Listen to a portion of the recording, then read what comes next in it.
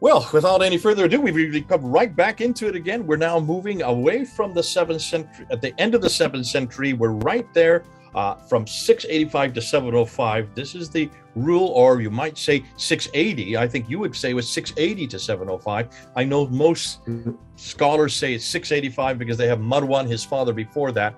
But you're actually pointing to some of the coins that suggest that he actually ruled before.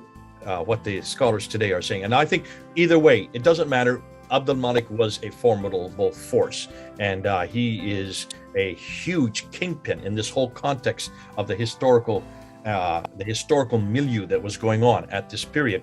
And what better person than Thomas to really unpack it for us? So now we're going to move into our good friend Abdul Malik. Help us with him.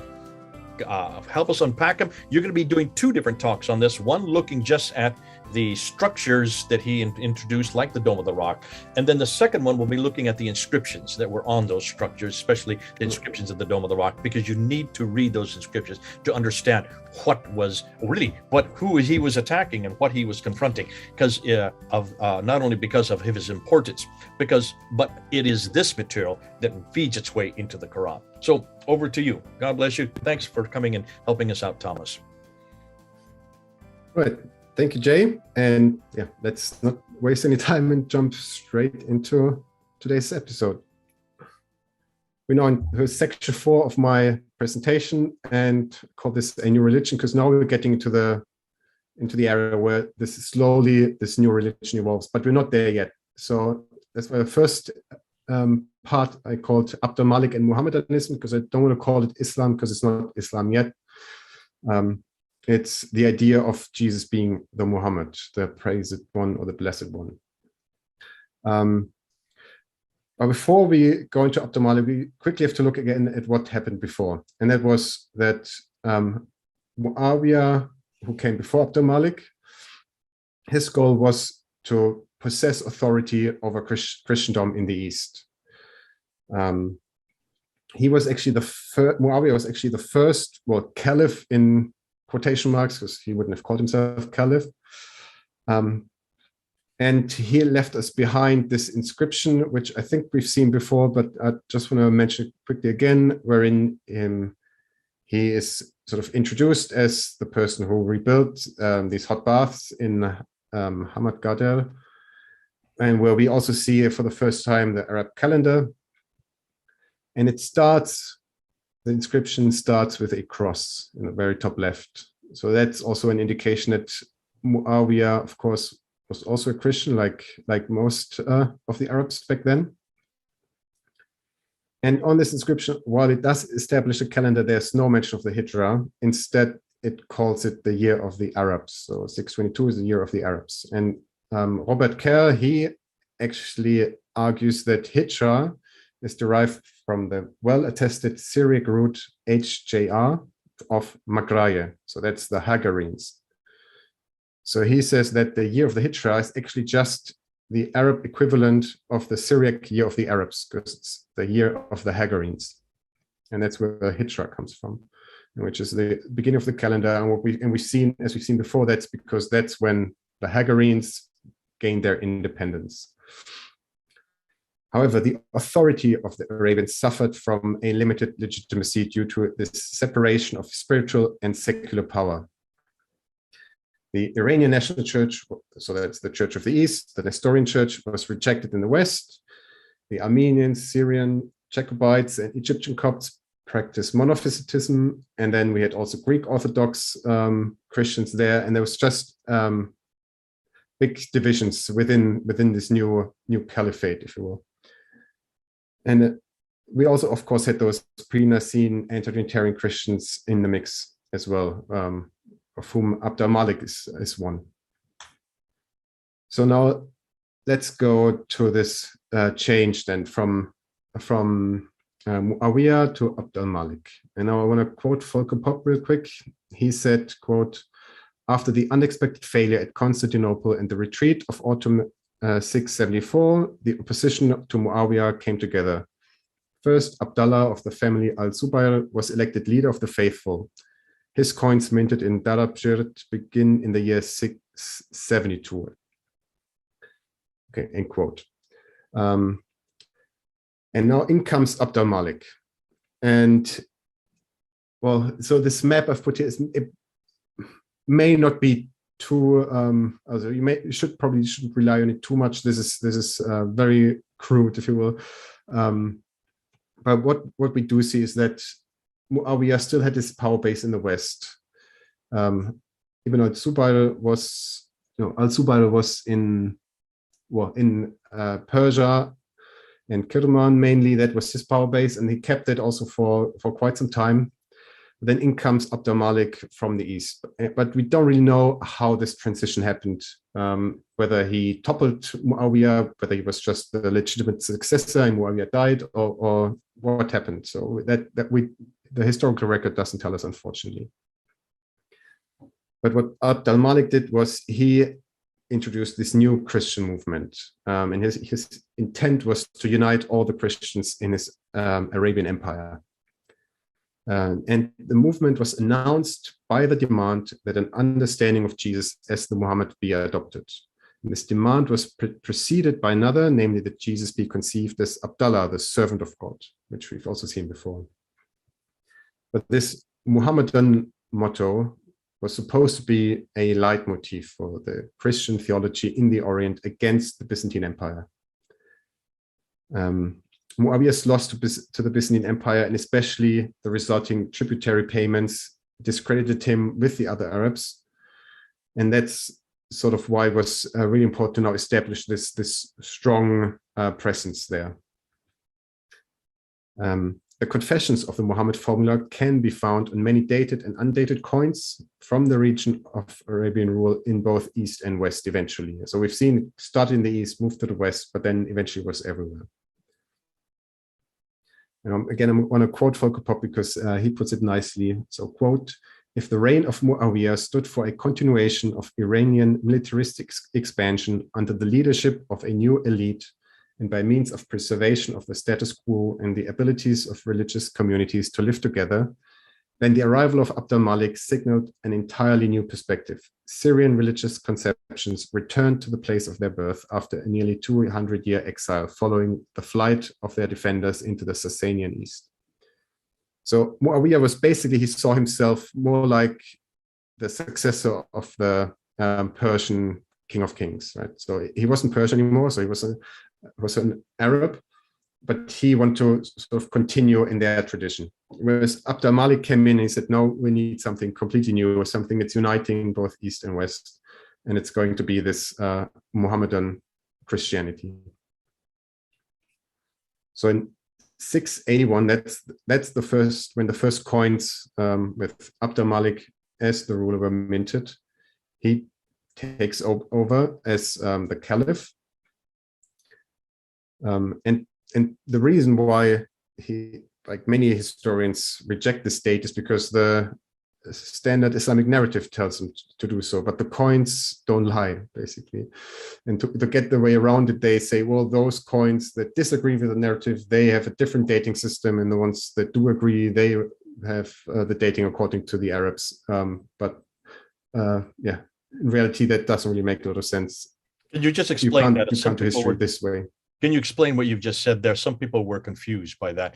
What do you mean by the different systems here? Just explain that real quickly. We do need this because people did put that up there. They were a little confused. Exactly. So the dating according to the Arabs starts in the year 622. So if we have a coin with the year 60, we go forward 60 years. Or actually, it's 59, because they always say in the 60th year, which is in our counting 59 years. So we go forward 59 years from 622, and then we arrive at 681, which is earlier than what the standard Islamic narrative tells us Abd al-Malik to have taken the reign. So what the historians who go with the standard Islamic narrative, what they say is that on those specific coins that disagree with the standard Islamic narrative, they assume that the dating is according to the Persian dating system, which always goes with the inthronization of the king. And the last Persian king got onto the throne in the year 634, which is 12 years later. So if we start counting in the year 634, then the year 60 would mean we are now in 693. So that's 12 years later, and that's now within the time period that the Standard Islamic narrative tells us Abd al-Malik to have been a ruler. But of course, the last Persian king was long dead, and no new successor was there. So it doesn't even make sense to count in the Persian way, because, yeah, well, there was no Persian king to count from. Which you also and say, also that people do accept. Sorry? They hated the Persians, so why would they be using a Persian dating? There's that, yeah. And sometimes you accept the Arab dating system, and sometimes you don't. That doesn't make any sense. You have to have some kind of standard and then follow it through. But yeah, that's why Volker Popp and others are saying, yeah, well, actually it was 681 that Abd al-Malik got into power, and with him also came the Muhammad motto into the West. Now, if one more quote, Abd al-Malik had recognized that further victories against his confessional enemies could only occur if the military efforts were accompanied by an internal consolidation. Thus, he put the emphasis of his own work on the development of ideological armament. His goal was to unify under the banner of the Muhammad motto. So he was smart enough to see that the empire under Muawiyah was too fractured, and he needed to have like a common identity. So he focused on internal consolidation at first. And this was facilitated by the Arabization of his empire, which he also pushed, right? So one identity for his empire, which included this Arabization. And we've seen when we looked at the timeline how in the 9th century there were barely any Aramaic speakers left, whereas before this whole area was full of Aramaic speakers. Right? That's the result of Abd al-Malik's Arabization policy, which was then continued by his successors. And he used coins to advertise his ideology, obviously. Now, we come to the Dome of the Rock, and this is important because this is also the very first large-scale religious building that was constructed by these new Arab rulers. So, and then they chose as the first building, this Dome of the Rock, they chose the location very carefully, the Temple Mount in Jerusalem. And that's what I want to get into a bit more now. And now I have a last quote by Volker Popp, I promise. So he says, quote, Abd al-Malik was certain that Din as a contractual system for the relationship between God and humanity had Islam as its prerequisite. Naturally, this demand did not relate to the individual behavior of the faithful, but rather to the behavior of the community of the faithful. A community dispersed and divided could not stand before the one God. A contract was not possible with this type of community. Consequently, the conflict over the interpretation of Scripture had to end, and agreement had to be reached concerning its understanding. The community of the faithful had to be of a quality that reflected the idea of Allah as-Samad, so that's the supreme provider. The idea of the one God demanded that one community as its counterpart in a contractual relationship, and this one community had to be shaped by a unified understanding of Scripture. Consequently, this religious duty, Din, as a result of a contract with God, is the restoration of the broken contract and is effected through renewed submission under the contract. This then would ultimately also lead to a unified understanding of Scripture. End quote. And then this is the last quote, I promise, at least from Volker Popp.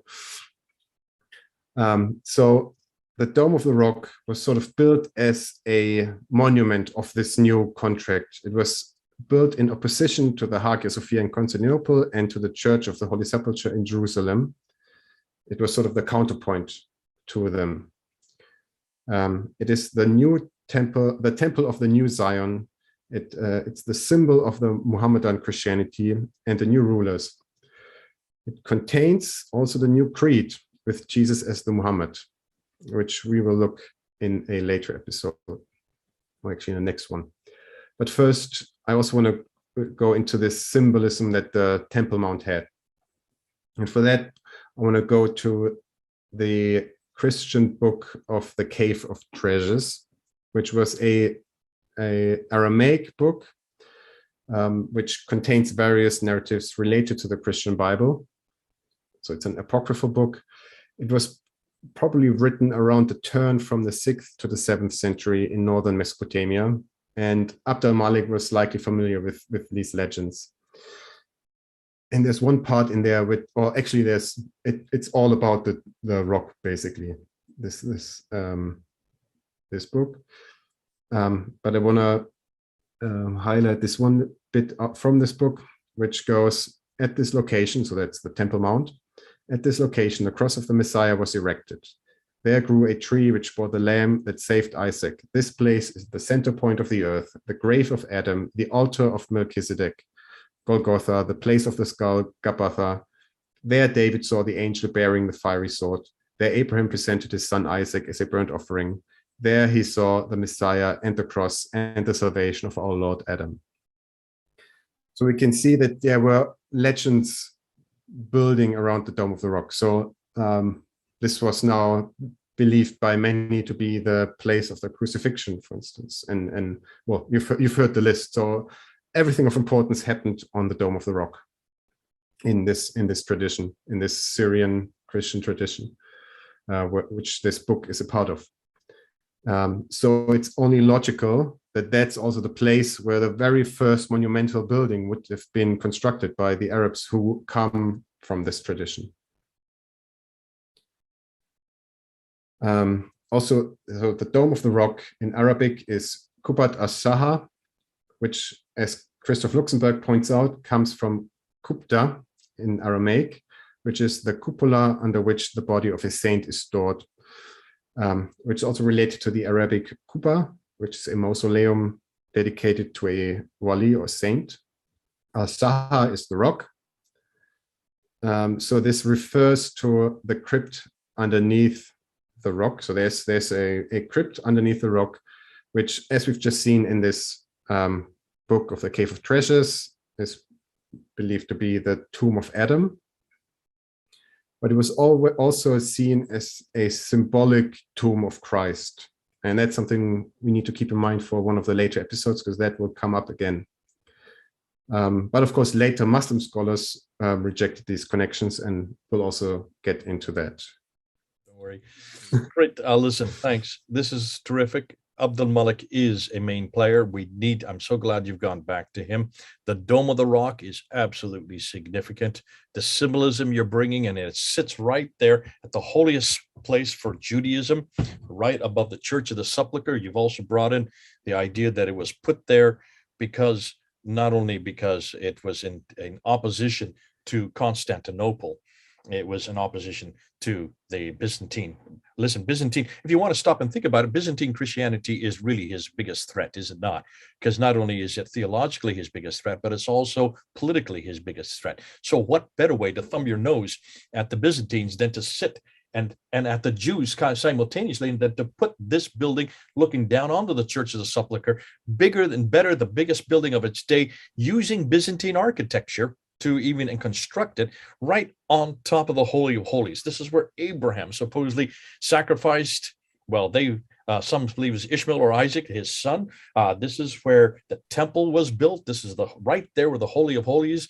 And of course, Jerusalem is where everybody goes to for pilgrimage. And that's why he didn't build it in Damascus. He put it there in Jerusalem. And of course, there was no Mecca yet, so he couldn't have built this in Mecca. It would have been symbolically, not only politically, but theologically, a thumbing your nose, a shutting down. And then, of course, what you're going to do in the next segment, I know where you're going with this. You're going to actually look and see what was written there. I mean, I get so tired of Muslims saying, Jay, you don't understand that the Dome of the Rock was built to commemorate the ascension to the seven heavens by Muhammad from going on the back of the winged horse called the Burak, going up there from Mecca up there to the Dome of the Rock, and where the rock is and ascending. That's what it is. And my comeback has always been, just look at the inscription. Show me. I did a debate in 1998, I kid you not, with Abdul Green, Sheikh Abdul Green, there in London on the Dome of the Rock. And I was trying to introduce us, and he just laughed at me. He says, Jay, look at the southern portico. There's a reference to chapter 2 verse 150, 149 to 150, which talks about the Qibla. Look at the dome itself. There's chapter 17, verse 1, which talks about this mirage. That's what it is, the mirage, the going to the seven heavens and going up to the seven heavens, coming back down again. She said it's right there. And I remember after the break, they had to go do their prayers. I came back and I said, Abdul Green, do you know when that portico was built? And do you know when the dome was built that you're looking at? That was built in 1876, a little over 100 years ago. You remember, the dome has been destroyed and rebuilt 11 times. And only the inner ambulatories, those inner court two arches in the middle, are the only original part of the building that still stands today. And that's where the inscriptions are. And it's those inscriptions, not the ones that are on the facade of the outer side of the building that were built in the 1800s. You got to go back to those, because those are the original part. And that's what you're going to do next. Now, the fact that you are pinpointing Abdul Malik and you're showing that Muawiyah wanted to become, you introduced that. He introduces he goes again. I mean, Muawiyah is right there along with the Christian ideal. You have Abdul Malik, who wants to introduce a brand new way of thinking. Not only does he want to introduce a brand new way of thinking, he also wants to make sure that Arabic is now the lingua franca for everybody. And that's why I hadn't thought this until you mentioned it. That's one reason why so many people didn't know Aramaic, because Abdul Malik did such a great job, which makes it even more problematic if you're going to then start putting the Quran together at this time, and you're introducing and you're borrowing from this Aramaic material. You better know your Aramaic to know what you're borrowing. Obviously, that's why so much went wrong later on, as we're going to get into. But you also went through and you did a little quick overview of why this dating of the Malik we need to be careful of, because it all depends on whether or not you're going to use Persian dating or you're going to use Arab dating. The standard Islamic narrative wants to impose on us that we use only the standard Islamic narrative. But with this, suddenly they use the Persian dating to try to help them out with the 60 years. You can't do it out of both sides of your mouth. You can't say one thing for one thing and one thing in another. You've got to be consistent. And it makes sense that this would be pointing back to the time of the Arabs, because he was trying to create this Arab identity. So you would obviously be using the same year that all the Arabs had looked to, because this is when Heraclius had destroyed the Persians and had given them their own identity. And that's why it makes sense now that this is probably 681. Thank you for that. That helps me out as well. But then now you're introducing the Dome of the Rock. Hugely important, because it's still there. This is the one building we can look at. This is still there. It has not been destroyed. It is almost as pristine today as the day it was built. It's one of the few treasures from the 7th century, because now we can have this building to look at. It has been a treasure for 1,400 years. That's why it's still standing, though it's been destroyed and rebuilt 11 times. The inner part is that part. And what you're going to do next now is look at that inner part, aren't you? You're going to look at those ambulatories. Here, I'm just going to show you where the ambulatories are. We're just picking them up here right now. Where those green arrows are, that's what we're going to look at next. Because it's those inscriptions which were introduced by Abdul Malik, they're absolutely important. Because then we're going to see who this Muhammad is, or this Muhammadism, as you're calling it. We're going to see what this is all about and why this is significant, because this is beginning of what Islam then came to be. And thank you for this. This has been inspiring. This has been great. Can't wait for the next one, because this is where I start to salivate, because this is what I love, is this kind of material. We're getting to real hard evidence. Everything has been nothing. There's been nothing there for us to grab a hold on. I was just watching this interview by Dr. Robert Hoyland from January 3rd of this year, where he just said, when he was asked by apostate prophet, well, what existed? What was there? He said, absolutely nothing. Oh, up in the north and in the south, in the east, but nothing in the west, nothing there in the Hijaz. There's just nothing there. And that's why we've got to find out what was happening. But to do this, we're still not going to the Hijaz yet. We're not even anywhere near the Hijaz. Have you noticed? We're still way up in Jerusalem, 1,000 miles further north. We still got to go back to Jerusalem, and we've got to start to look and see what was Abdul Malik introducing. Great stuff. I can't wait. This is coming up next. Don't go away. Come back. We'll introduce this.